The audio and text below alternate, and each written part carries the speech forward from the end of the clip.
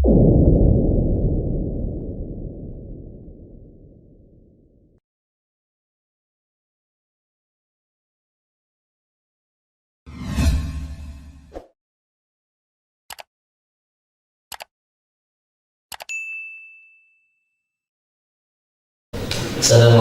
warahmatullahi wabarakatuh.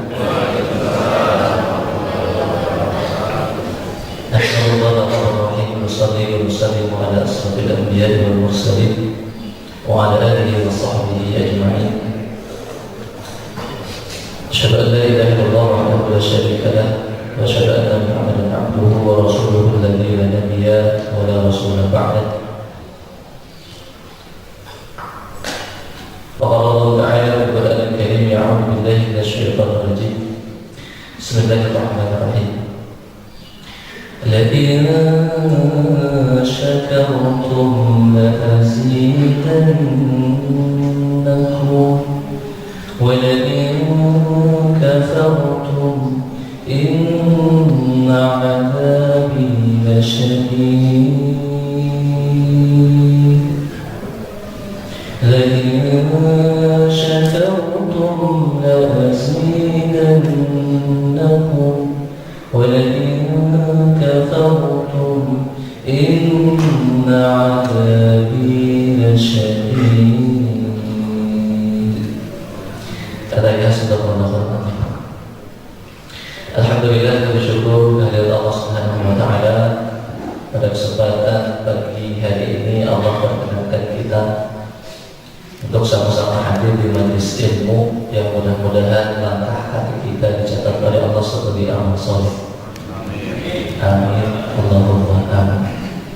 Salawat dan salam dapat disampaikan kepada junjungan Nabi Muhammad sallallahu alaihi wasallam, kepada keluarganya, para sahabatnya, juga insyaallah sampai kepada umatnya hingga akhir zaman. Kumaha dalam masalah alhamdulillah. Fisiknya sehat, pesaknya Masya Allah ya. Senang sekali hari ini saya bisa hadir kembali menyapa sahabat-sahabat semuanya. Dan tema kita hari ini terkait Al-Quran ya. Tema kita hari ini judulnya terhubung dengan Al-Quran. Ini penting saya sampaikan. Begini Bapak Ibu, saya tanya dulu boleh? Berapa juz Bapak Ibu sehari baca Al-Quran? Halo? Berapa juz Bu? Satu? Oh Masya Allah, alhamdulillah. Kalau lihat wajah-wajahnya ini memang Masya Allah, wajah-wajah Al-Quran deh. Masya Allah ya. Insya Allah ya. Kalau yang belum one juz minimal one halaman lah gitu. Nah begini, yang penting terus terhubung dengan Al-Quran. Kenapa? Karena banyak orang yang kalau lihat KTP-nya sih ya Islam, tapi kadang-kadang kehilangan koneksi dengan Quran. Makanya kalau saya urut dari awal, Bapak Ibu yang dimuliakan oleh Allah, mohon izin ya. Kan kita itu semasa dalam Al-Nur mengatakan, ketika Allah bertanya, alastu birabbikum, kita semua menjawab, bala syahidna. Dalam surah Al-A'raf 172. Maka sepanjang perjalanan sesuatu harus dibuktikan. Makanya kita kadang-kadang nggak sadar ada dalam ajaran sholat dan azan itu azan dan iqamah itu kan ada syahadatnya, asyhadu an la ilaha illallah, asyhadu anna Muhammadar. Untuk apa? Untuk menunjukkan bahwa kita itu harus tunduk kepada yang akbar. Ya, maka diawali dengan Allahu Akbar. Nah, maka dari itu untuk terus terhubung dengan Allah, Allah mengutus Rasul. Ya. Rasul penuntut para nabi, gitu.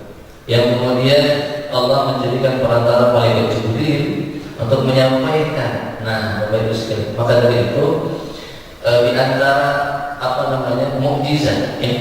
Kalau dulu mukjizat Nabi Musa apa? Tongkat berubah menjadi ular, atau tongkat dipukulkan. Nah, jadi Kita hari ini bisa nggak melihat kejadian itu? Tidak, ya. Kemudian Nabi Ibrahim tidak hangus di makan. Nah, untuk Rasulullah Muhammad SAW kita bisa melihat mukjizat itu Pak hari ini. Itu bahkan terjaga sampai nanti yaumul kiamat. Ini Pak Al-Quran yang tidak lekang oleh waktu.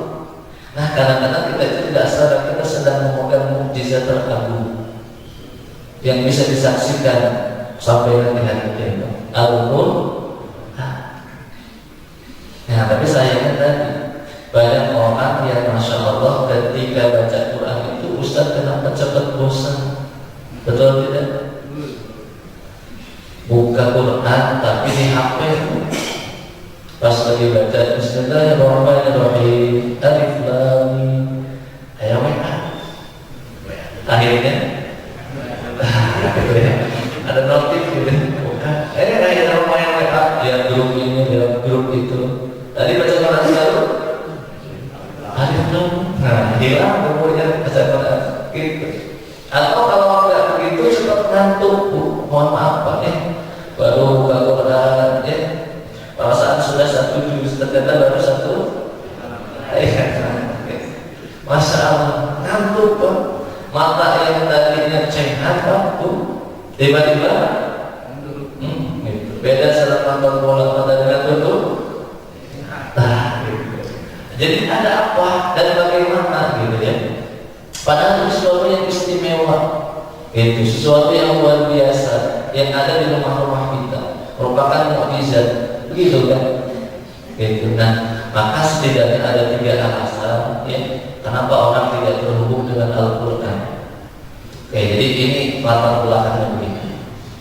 Ya, maka sebelum dimulai, sahabat-sahabat yang dimuliakan Allah, kita memohon dulu kepada Allah yang bermanfaat. Ya, Bismillah. Raditu billahi rabba wa bil Islam dina wa bi Muhammadin nabiyya wa rasulan rabbi zidni ilman warzuqni. Baik ya. 3 alasan ya, 3 alasan. Karena orang tidak terhubung dengan Al-Quran karena yang pertama bisa jadi gak paham keuntungan berdekatan dengan Quran. Apa yang pertama? Bisa jadi tidak paham apa sih untungnya sadar dengan Quran. Kayak gini, ibu di rumah ada kucing, ya. Coba sama ibu dikasih uang segepok, apa kira-kira reaksi kucing? Gimana? Nah, coba sekarang ibu yang dikasih uang, oh mana betul ada gitu. Itulah umpamanya ketika orang kemudian tidak tahu ya tentang kemudian apa sih manfaatnya sedekah dengan Quran. Memang Bapak Ibu, kalau kita dekat dengan Quran, sering baca Quran, utang kita nggak ada dilunas. Ya, ketika kita lapar baca Quran nggak ada kenyang, kebutuhan kita nggak ada memang. Tapi dengan kita membaca Quran, ini ayatnya. Saya sampaikan dulu ayatnya ya. Surah Yunus ayat 57. Bismillahirrahmanirrahim. Ya ayyuhan nas qad ja'atkum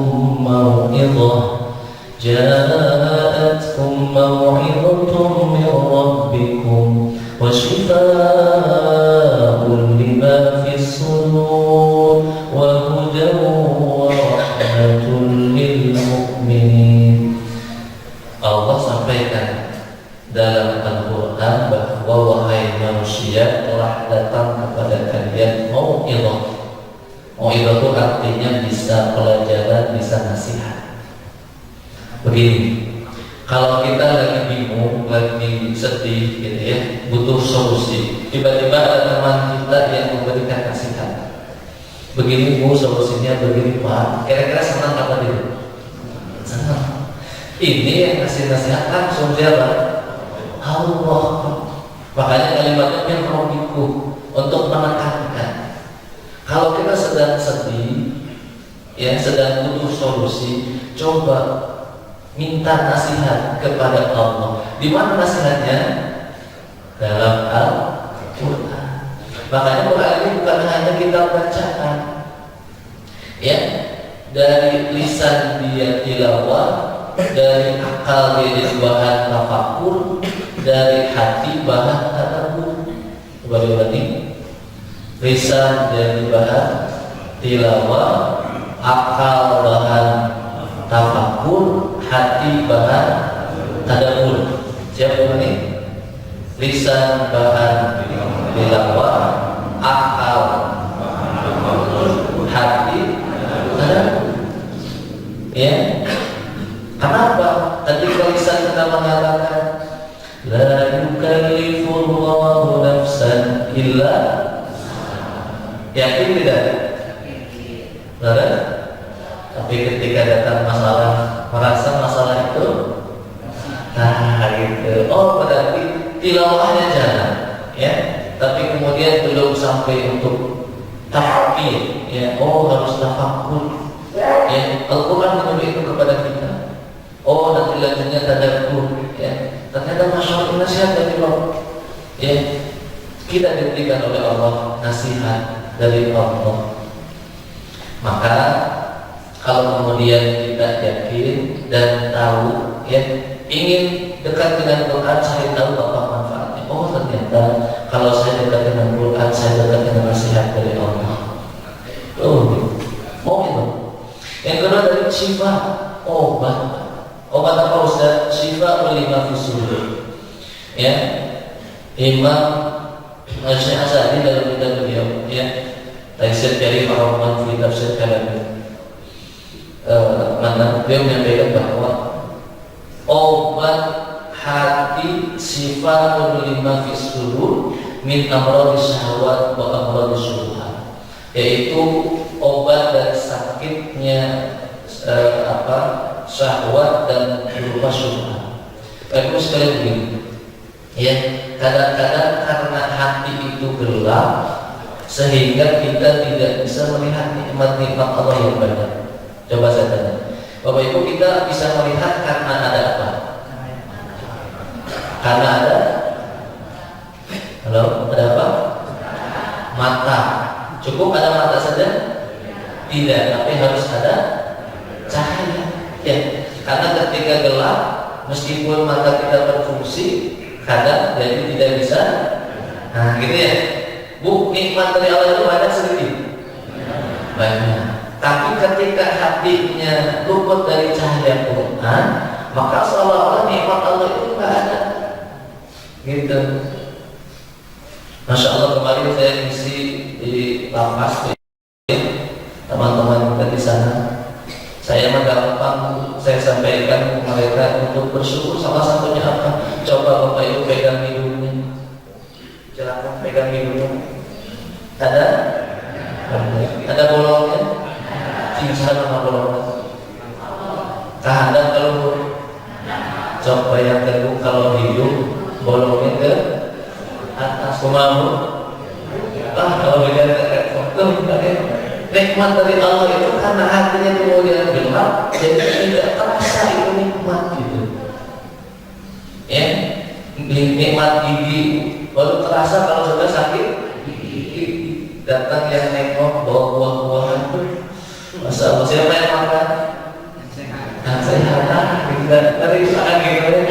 Oh, ternyata ketika hatinya gelap, jadi tidak bisa melihat nikmat-nikmat Allah. Nah, dengan kita membaca Al-Quran, maka hatinya akan terang, gitu. Ya, ini Bapak Ibu sekalian. Kemudian apa lagi Ustaz? Wahudan sebagai petunjuk. Masya Allah. Bapak Ibu yang dimuliakan oleh Allah Subhanahu Wa Taala. Ya, kadang-kadang simple saja pelajaran. Kita lagi nyari alamat, terus ada orang yang menunjukin, Bapak itu sebelah sana. Bahagia kan?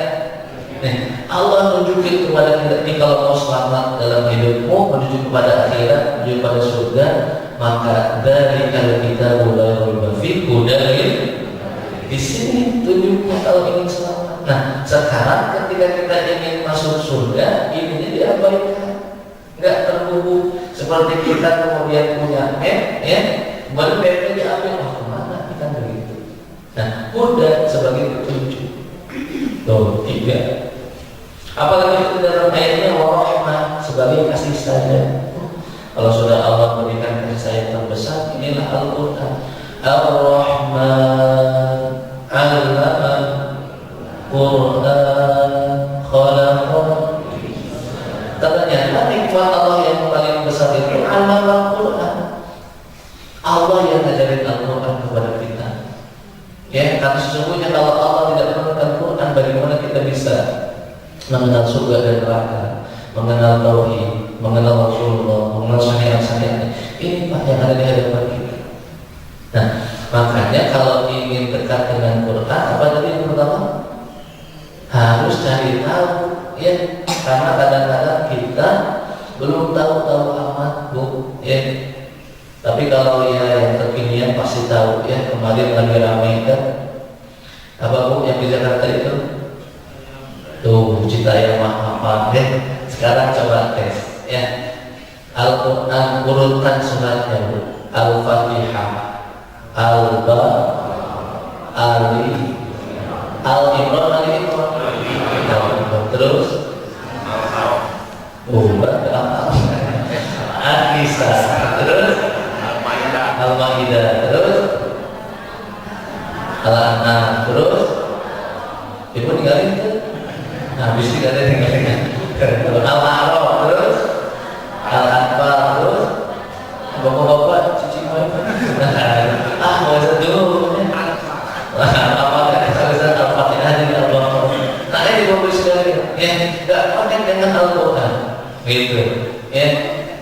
Masya Allah. Maka Bapak Ibu yang dimuliakan oleh Allah Subhanahu Wa Taala, penting. Kenapa orang kemudian tidak terhubung dengan Quran? Bisa jadi nggak tahu apa manfaat saya dekat dengan Quran. Itu dari ayatnya, sekarang hadisnya. Ini saya singkat saja ya.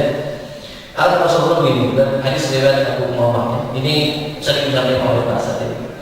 Iqra'ul Quran Rasulullah. Fa innahu ya'ti yawmal qiyamah syafi'an li ashabi. Bacalah oleh kalian Quran, sesungguhnya Quran akan datang pada hari kiamat sebagai syafaat. Ini ilustrasinya Pak, supaya gampang. Ibu sedang berbelanja di supermarket. Itu pas udah depan kasir, udah dihitung, lihat dompet, nggak ada. Wah, pasti apa yang dirasakan? Kesal, lembut. Wah, itu terus di hadapan kasir, terus lihat tahu, ini dompet nggak ada, ya. Atau tiba-tiba ada teman ibu, jangan, kenapa? Gitu ya. Wah, ibu itu merasa, kata teman ibu, ya. Ini kata ibu, apa namanya?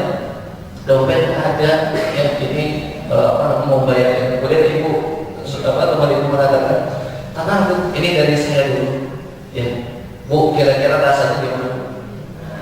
Lagi kesusahan, ada ya? Oh, gimana? Itu kata orang Surabaya, asal ditonjok, kayak kamu peribahasa, asal ditonjok, artinya itu asal mendapatkan kebahagiaan yang besar gitu Pak. Nah, di akhirat itu Pak, kita sedang kesusahan. Mau minta tolong ke siapa? Ke teman ini sedang susah, ke yang ini sedang susah. Tiba-tiba datang Al-Quran memberikan apa tadi? Syafaat. Pak, ini pasti bahagia banget. Makanya rugi kalau orang yang kemudian sudah ada di rumahnya Al-Quran tapi hanya menjadi pajangan. Makanya kata para ulama, ketika ditanya, Syekh, bagaimana kondisi hubungan para ulama dulu dengan Quran, sama hubungannya seperti orang-orang sekarang dengan handphone. Kalau di handphone kita tidak menemukan debu, maka di mushaf kita jangan sampai menemukan debu. Artinya kalau ada debunya jarang di Ustaz Nabi pernah ada juga. Oh, berarti ada. Nah, gitu ya. Mungkin Ustaz ada sekali pas bulan Ramadan. Nah, ini bagus sekali. Ya, berarti ada yang keliru. Kenapa? Ini adalah al-mu'jiz yang diturunkan kepada Nabi Muhammad, yang kita bisa saksikan hari ini mujizat ini. Ya, gitu. Nah, maka dari itu kalau kita ingin syafaat Al-Quran, sering-sering terhubung dengan Quran. Ya, kalau kita jadi sahabat Quran, maka jangan jadi sahabat yang kemudian kalau kita suka kesel ya sama orang yang ingat sama kita kalau lagi ada butuhnya aja. Ada tak yang begitu? Kita ingat ke kita itu kalau lagi ada perlunya aja.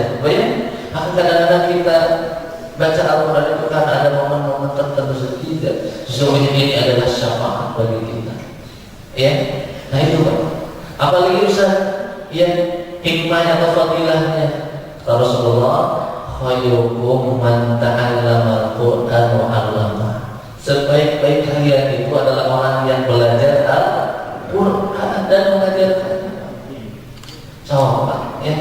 Maka yang punya cucu ya gitu ajarkan surah Fatihah ya itu oleh orang tuanya, sehingga kenapa saat kita wafat anak kita, cucu kita bisa baca Al-Fatihah gara-gara kita, maka kita mendapat pahala jari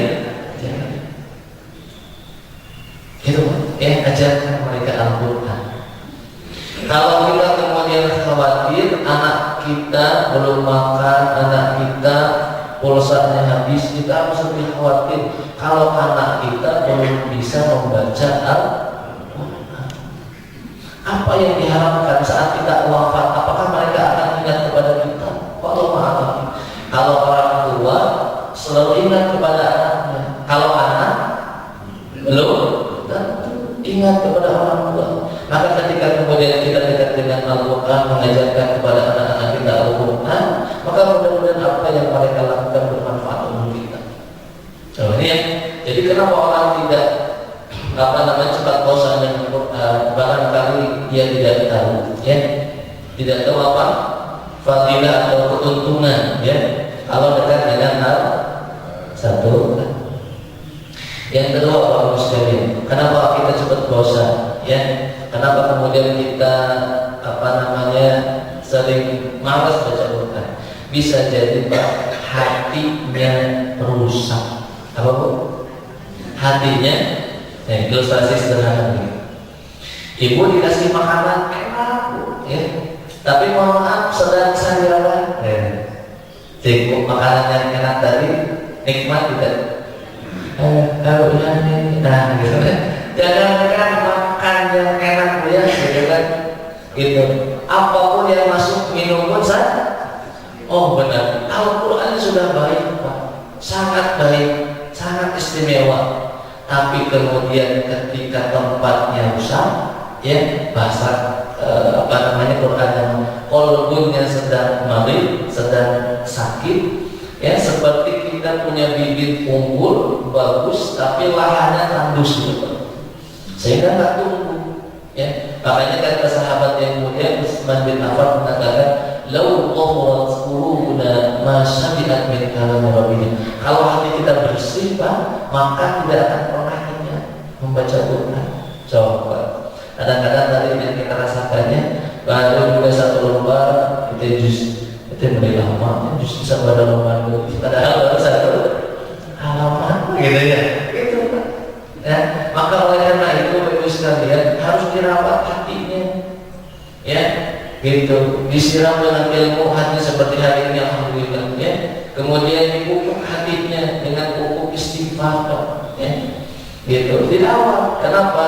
Karena kemudian kalau tanahnya tandus, bibit sebagus apapun, ya, maka tidak akan tumbuh. Tadi udah tahu sih keutamaan Quran apa, ya. Tapi ketika hatinya lalai, maka apa terusan yang dilakukan? Tadi perbanyak talabul ilmi, perbanyak istighfar, dan terus dekat sama Quran paksain. Barangkali dosisnya kurang Pak. Apa Bu? Dosisnya jadi tidak efek. Jadi terus dibacanya. Usah aku mau terbata-bata, baca aja. Ya, usah aku mau baca dari latinnya, baca aja. Ya, gitu. Kenapa? Karena mungkin dosisnya kurang dengan Quran, sehingga Quran yang ada itu nggak efek. Gitu. Ya, gitu. Maka insya Allah ketika hatinya sudah sembuh, akan kangen terus dengan Quran. Ya, saya sering kasih ilustrasi begini. Kita sedang ada di kereta atau di mobil, ya, di bus misalkan. Terus kita mau buka Quran, ya. So, kira-kira kalau ada di posisi itu yang malu yang baca Quran atau yang nggak baca Quran? Sekali lagi, kita sedang ada di mobil bis gitu ya, atau ada di kereta gitu. Kita buka Quran ya, bacalah. Kira-kira yang malu kita yang baca atau yang nggak baca? Yang baca. Harusnya yang malu kedua. Nah, kenapa bagus sekali? Ya, pusat karisasi itu ya. Oh, bisa ya rasanya. Dan seterusnya. Pokoknya itu dimulakan oleh Allah Subhanahu Wa Taala. Hati-hati. Maka jaga hati kita untuk apa? Senantiasa sehat. Ya, betapa banyak hari ini orang yang kemudian kenyang fisiknya, 4 sehat 5, waduh, gitu ya. Tapi hatinya, batinnya kosong, batinnya kering gitu, ya. Sehingga dia minggunya harus healing, ya. Terus apa? Nah, gitu ya. Udah kesini, udah kesana, tapi harusnya masih kenapa? Mungkin barangkali dia belum makan ini. Syifa pun obatnya dia belum makan.